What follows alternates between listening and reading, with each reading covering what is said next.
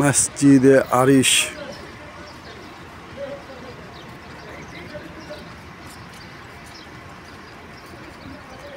Cultural heritage, এটা একটা notice দেখা যাচ্ছে। এতে বোঝা যাচ্ছে যে এটির একটি ঐতিহাসিক গুরুত্ব রয়েছে মসজিদটির, যদিও আমি সঠিক জানি না। হ্যাঁ বলেন।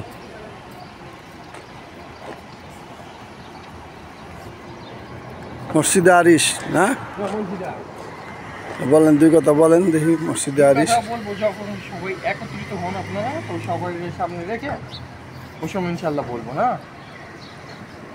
আসলে এই মসজিদের বিশেষ বৈশিষ্ট্যটা হচ্ছে যে যখন বদর যুদ্ধ সংগঠিত হয়, আল্লাহ রাসূল সাল্লাল্লাহু আলাইহি ওয়াসাল্লাম এই স্থানে এসে অবস্থান করেছেন এবং এখানে জোহর এবং আসরের সালাত একত্রে জামা করে পড়েছেন, নামাজ পড়ছেন, কসর পড়ছেন, মানে 2 রাকাত জোহর এবং 2 রাকাত আসর, এই নামাজ একত্রে একই সময় আর কি পড়ছেন বদরের যুদ্ধের সময়। কদর আপনার কসর এবং জামা করে জোহর এবং আসরটা এখানে।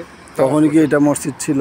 না, তখন এটা মসজিদ ছিল না, পরবর্তীতে এটা এই স্থানে করছিল, যা পরবর্তীতে ওই স্থানে মসজিদ এই তৈরি করা জায়গাটাতে হয়েছে। মসজিদ নির্ধারণ করে বানানো হয়েছে এবং আপনার 1434 খুব সম্ভবত 1434 হিজরিতে এটাকে হেরিটেজ, ইসলামের ঐতিহ্য হিসেবেই করে নির্ধারণ করেন। ইসলামিক সংস্কৃতি ঐতিহ্য আপনার ই করছে, অন্তর্ভুক্ত করছে। ওই যে এখানে ই দেওয়া আছে, কালচারাল হেরিটেজের একটা ই দেওয়া আছে।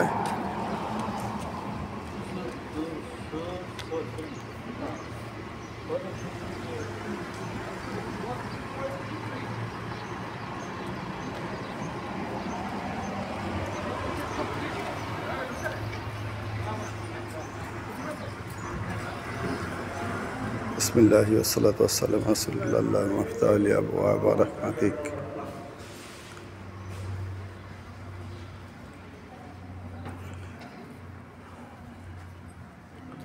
এটি মসজিদে আরিশ।